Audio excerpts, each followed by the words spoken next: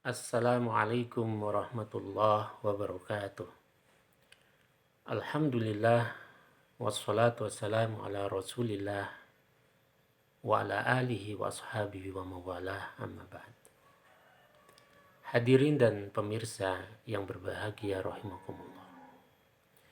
Dalam kesempatan yang berbahagia ini, kita coba membahas tentang hakikat dan unsur-unsur kesabaran. Karena sabar merupakan salah satu kunci kesuksesan dan keberhasilan dalam kehidupan kita.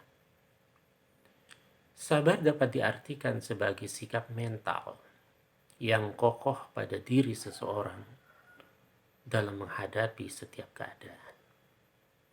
Karena itu, kesabaran dibutuhkan dalam setiap persoalan.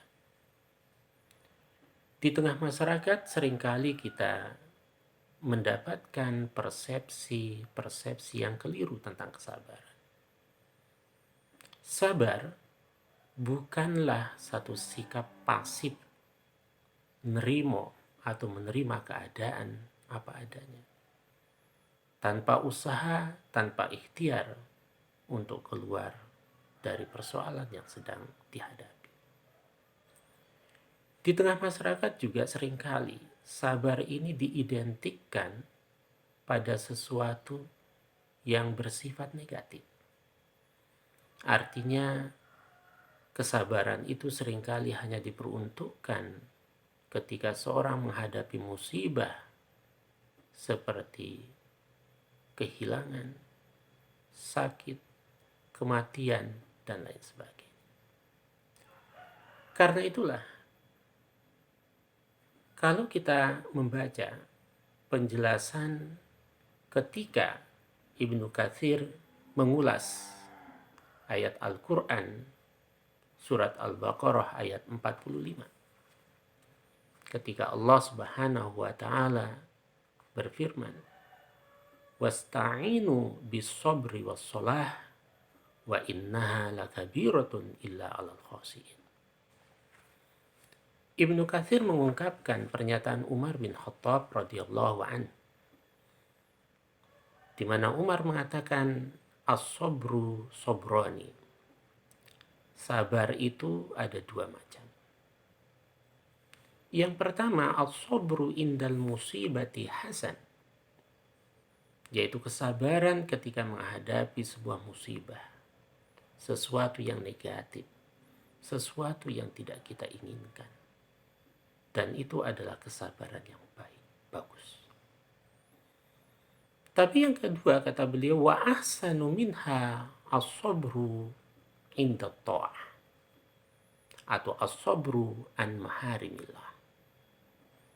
Tapi kesabaran yang paling ideal, kesabaran yang paling baik adalah sabar dalam meniti ketaatan, sabar dalam menghindari sesuatu yang diharapkan oleh Allah Subhanahu wa ta'ala.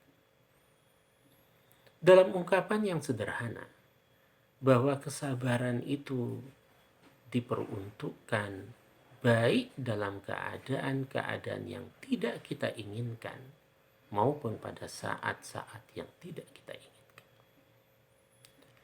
Dalam realitas kehidupan, banyak orang yang berhasil karena sabar ketika menghadapi ujian musibah yang tidak diinginkan. Tapi justru banyak orang yang tidak berhasil ketika diuji oleh kenikmatan, oleh segala sesuatu yang dia inginkan, karena tidak dianggap sebagai ujian dari Allah Subhanahu wa ta'ala. Padahal dalam Al-Quran, jangankan sesuatu yang positif, tetapi justru hidup dan mati itu pun bagian dari ujian Allah Subhanahu wa ta'ala. Karena itulah hadirin yang berbahagia rahimakumullah, menurut hemat saya bahwa kesabaran itu harus memiliki beberapa syarat atau unsur-unsur kesabaran. Yang pertama adalah kesabaran itu harus ada unsur al-yaqin, sebuah keyakinan di mana apapun yang dihadapi pasti atas seizin dan sepengetahuan Allah Subhanahu wa Ta'ala.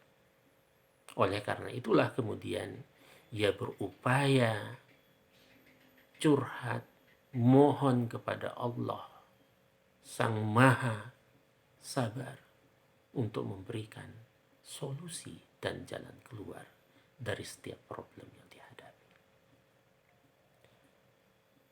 Nah, di sini al-yakin atau keyakinan bahwa segala sesuatu itu pasti atas sepengetahuan dan izin Allah Subhanahu wa Ta'ala, itu menjadi suatu hal yang sangat penting. I'tirafun nafsi lillahi bima asaba minhu. Kemudian yang kedua adalah ikhtiar.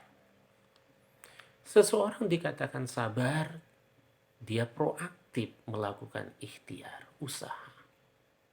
Yang dalam istilah Islam, usaha itu disebut dengan ikhtiar yang akar katanya adalah khair.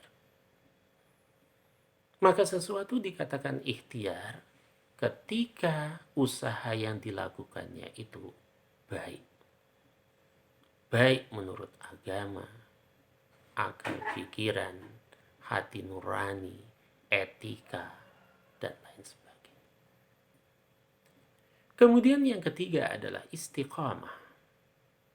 Ketika kita melakukan usaha, terkadang tidak serta-merta apa yang menjadi keinginan kita itu tercapai. Disitulah sikap istiqomah itu dibutuhkan. Ajak kontinuitas, terus-menerus dan dimaksimalkan usaha.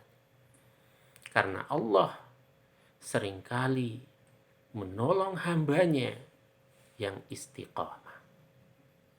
Dan Allah Subhanahu wa Ta'ala seringkali menolong hamba-hambanya yang terus berupaya dan berikhtiar semaksimal mungkin. Kemudian yang keempat adalah tawakal. Memasrahkan hasil yang terbaik dari setiap usaha yang dilakukan kepada Allah Subhanahu wa Ta'ala. Sebab manusia seringkali salah persepsi. Apa yang diinginkan ketika tercapai, maka itu yang dianggap sebagai sebuah keberhasilan. Namun ketika Allah Subhanahu wa Ta'ala memberikan alternatif atau sesuatu yang lain, kadang tidak dianggap sebagai bagian dari hasil ikhtiar dan pertolongan Allah Subhanahu wa Ta'ala. Ingat, Allah seringkali memberikan apa yang kita butuhkan dibandingkan dengan apa yang kita minta.